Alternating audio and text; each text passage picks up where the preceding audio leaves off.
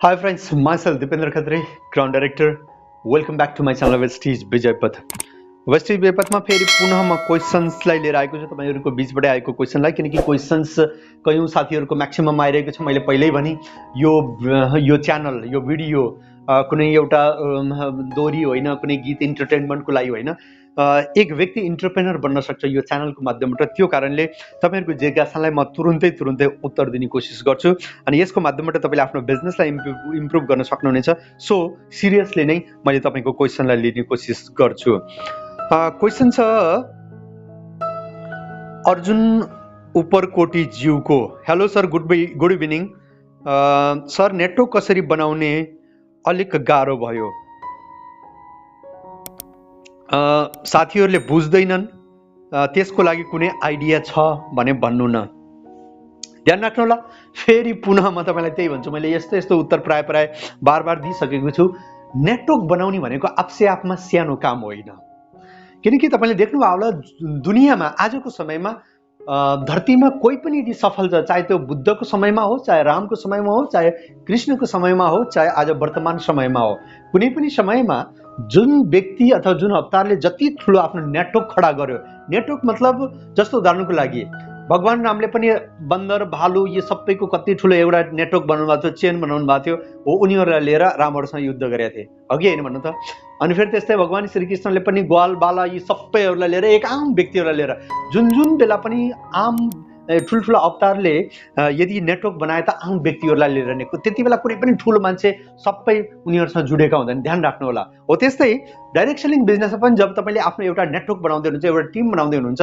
त तपाईसँग पनि एउटा आम व्यक्ति नै तपाईसँग कनेक्ट हुन्छ तपाईसँग जुड्दै जान्छ हैन एउटा राजनीतिक पार्टीलाई पनि लिनु कति वर्ष लागेको हुन्छ एउटा ठुलो नेशनल पार्टी बन्नको लागि त्यस्तै अरु कुनै तपाई संस्था लिनु आध्यात्मिक संस्थालाई लिनु अथवा अन्य कुनै एनजीओ लाई लिनु त्यो एक रातमा कुनै पनि केही पनि नेटवर्क ठुलो बन्दैन हैन नेटवर्क बनाउनलाई अपसापमा ठुलो समय लाग्छ एउटा टाइम तपाईले दिनुपर्ने हुन्छ धैर्यको साथमा कन्टिन्यू कन्सिस्टेन्सीको साथमा यदि तपाई लागिरहनु भयो भने तपाईको नेटवर्क बन्छ हैन अब तपाईले यदि चाहनुहुन्छ कि मेरो एकै दिनमा अथवा एकै सालमा एकै महिनामा नेटवर्क बनोस् त यो सम्भव छैन यदि तपाईको यो क्वेशन्स जम्मा 1 साल 2 साल डाइरेक्ट सेलिङमा आएर तपाईले यो क्वेशन गर्दै हुनुहुन्छ भने तपाईको अलिकति धैर्यमा कमी छ अनि त्यसपछि अर्को कुरो यो कामलाई यदि साच्चै नै तपाई ठुलो मान्नुहुन्छ ग्रेट मान्नुहुन्छ अनि यहाँबाट ठुलो सफलता यदि पाउने सम्भावना तपाईले देख्न सक्नुहुन्छ अनि वास्तवमा नेटवर्कको इम्पोर्टेन्स यदि तपाईले जान्नुहुन्छ भने निश्चित रूपले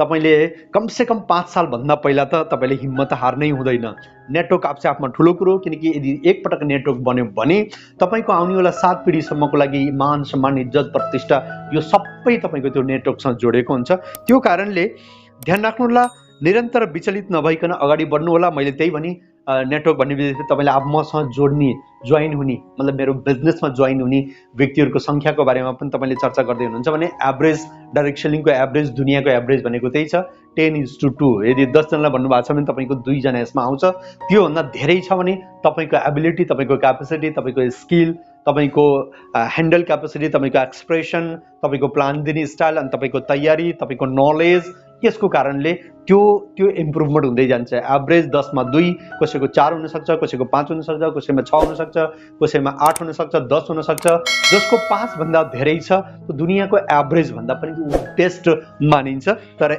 एक सामान्य एभरेज भनेको 10 लाई भन्नु भने 2 हुन्छ अब तपाई 10 जना व्यक्तिसम्म पुगेर बल्ल 2 को एभरेज खोज्नु भएको छ कि 2 मै गएर तपाई कोही पनि जोडेर भनेर बस्नु भएको छ यो तपाईले आफूलाई नै हेर्ने विषय हो तर ध्यान राख्नु होला मेहनतको कुनै विकल्प छैन यदि कुनै व्यक्तिले सोच्छ कि मलाई सर्टकटमा केही होस् कुनै पनि फिल्डमा कयौं व्यक्तिहरुले देख्नुभएका आसपासका कयौं व्यक्तिहरुले सर्टकट अपनाउने पुरा कोसिस गरेका हुन्छन् हैन तर कहिल्यै पनि सफलता सर्टकटमा आउँदैन डाइरेक्ट सेलिङ बिजनेस आफसे आफमै सर्टकट हो तपाईको अगाडि यस्तो एउटा बिजनेस अपर्च्युनिटी उद्यमी बन्ने एक बिजनेसम्यान बन्ने एउटा यस्तो अपर्च्युनिटी जुन अपर्च्युनिटीमा तपाईँले न कुनै कागजपत्रहरू बनाउनु पर्यो फ्याक्ट्री खोल्नको लागि, त न कुनै तपाईँले फ्याक्ट्रीको लागि इन्फ्रास्ट्रक्चर खडा गर्नु पर्यो, न कुनै इम्प्लोइज तपाईँले लगाउनु पर्यो, न त्यसमा तपाईँले र मेटेरियल खोजेर हिँड्नु पर्यो, न त्यसमा कुनै मेसिनरी खर्च गर्नु पर्यो। कैयौँ यस्तो केही झन्झट नगरिकन डाइरेक्ट तपाईँले जुन यो सबै झन्झट गरेर पनि लास्टमा जुन सेल्स गर्नै पर्छ हो त्यही सेल्सवाला काम मात्र तपाईँको हातमा छ। त्यो कारणले यति अलरेडी सर्टकट हुँदा हुँदै पनि अझै पनि हामीले सर्टकट गऱ्यौँ भने त निश्चित रूपले हामीले त्यो उपलब्धि प्राप्त गर्न सक्दैनौँ। त साथी ध्यान राख्नु होला, मेहनत गर्नुपर्छ, नलेजलाई बढाउनु पर्यो। इन्क्रिज योर नलेज बढाउनु, अनि त्यसपछि प्र्याक्टिस गर्नु, नलेज बढाउनु, एक्सनमा लागिरहनु, नलेज बढाउनु, एक्सनमा लाग्नु। अहिले आएको छैन त अर्को भविष्यमा आउन सक्छ होइन। निस्वार्थ भावले भगवान श्री कृष्णले भनेका छन् नि, यो डाइरेक्ट सेलिङको लागि मात्र होइन। भगवान कृष्णलाई आजभन्दा 5,000 साल वर्ष पहिला यही थाहा थियो आम मान्छेले के गल्ती गर्छ आउनेवाला समयमा। कुनै पनि व्यक्तिले पहिल्यै फलको अपेक्षा गरेर फलको आशामा यदि काम गर्छ भने त्यो व्यक्ति निराश हुन्छ, टुट्छ, यताउता बिखरिन्छ। हो त्यो कारणले उनले त्यति बेला नै, अब त डाइरेक्ट सेलिङमा आछौँ त त्यो कारणले हामीले अहिले महसुस गरेका छौँ, तर सामान्य जिन्दगीमा पनि कुनै पनि व्यक्तिले यदि पहिल्यै फलको अपेक्षा गर्यो, पहिल्यै रिजल्टको अपेक्षा गरेर काम गर्छ भने ऊ निराश हुन्छ। त्यही भएर भनिएको छ निष्काम भावले काम गर्नु। तपाईँको काम हो आफ्नो नलेज बढाउनु, सही रूपले प्लान प्रेजेन्टेसन गर्नु, अनि सिस्टमलाई फलो गर्नु होइन। यदि यो नियमपूर्वक तपाईँले गर्नुभयो भने फल दिने त फेरि त्यो आपसे त्यो बाध्यता हो। तपाईँले एक्सन गर्नुभयो भने फल कुनै पनि हालतमा आउँछै आउँछ।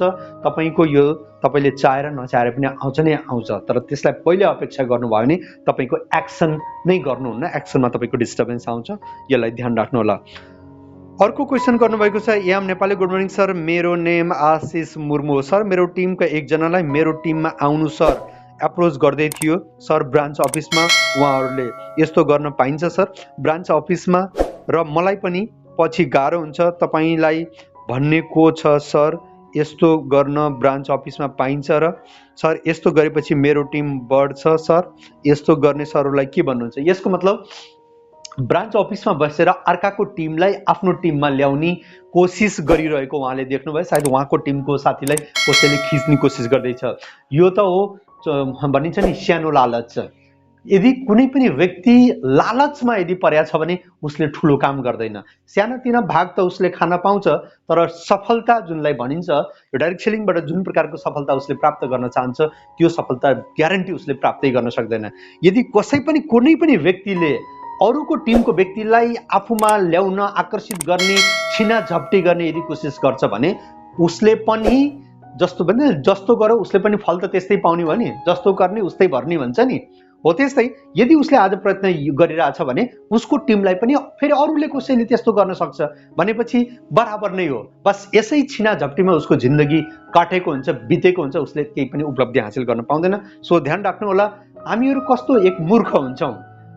यदि हाम्रो नेपालकै सिनेरियोमा पनि हेर्ने भने 3 करोड पपुलेसन मध्येमा अहिले हेल्दी लिभिङ प्राइभेट लिमिटेड्समा लगभग 30-40 लाख मान्छे एफिलिएटेड छन्।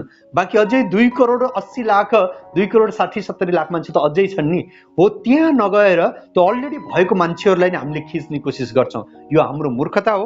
जसले पनि गरेको छ उसले भोगेकै हुन्छ। मैले डाइरेक्ट सेलिङको पुरा एउटा लामो क्यारियरमा अरू अन्य प्लेटफर्ममा पनि लगभग 10-12 सालदेखि मैले यो बिजनेसलाई हेरिरहेको छु। यो बिचमा जसले पनि यस्तो छिना झप्टी अरूको टिमलाई खिच्ने अनि त्यसपछि अनएथिकल प्र्याक्टिस गरेको हुन्छ उसले कुनै ठुलो सफलता प्राप्त गरेको हुँदैन।